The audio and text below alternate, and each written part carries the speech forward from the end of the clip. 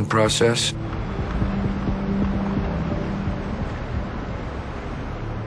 Thank you, sir. Appreciate you coming. Thank you. How are you? Thank you, sir. Appreciate you being here. I was deeply concerned that a second wave, a second attack, as a result of some sleeper cells in the United States would inflict tremendous psychological damage.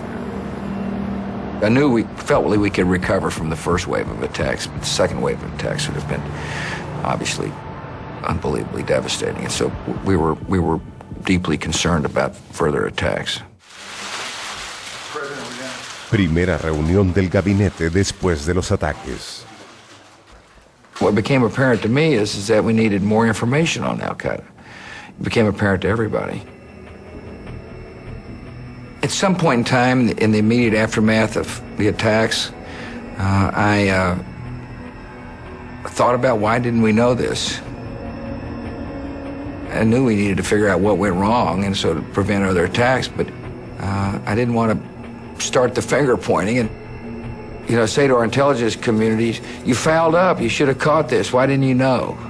My attitude was that we now have a job to do, and that is to go find these people and bring them to justice, and therefore we needed our intelligence community looking forward, not backward. There's a lot of speculation about whether or not Iraq was involved in the attacks or not involved in the attacks.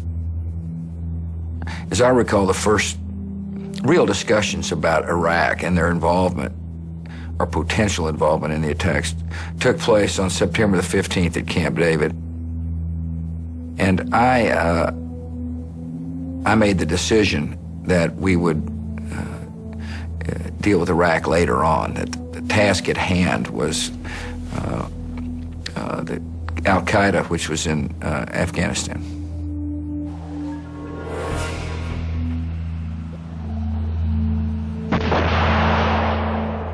I felt it was important to go on the offense.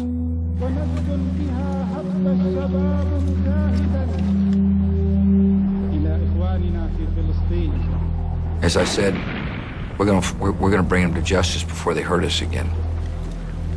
We will find them.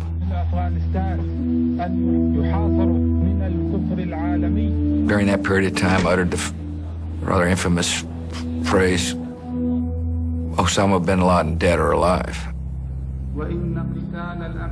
People criticize me for that, even maybe some in my own household, for being a little blunt. But at that point in time, I was determined to send a message to the enemy, to our allies, and to our own country that the United States should be relentless in our pursuit of justice.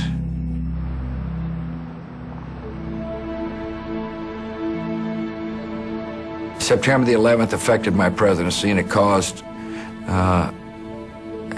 me to make many decisions, some of which were extremely controversial, all of which were designed to protect the homeland.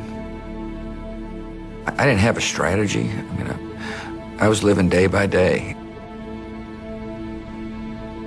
I realized on September the 11th I was a wartime president. On September the 12th, I acted in my duties as a wartime president.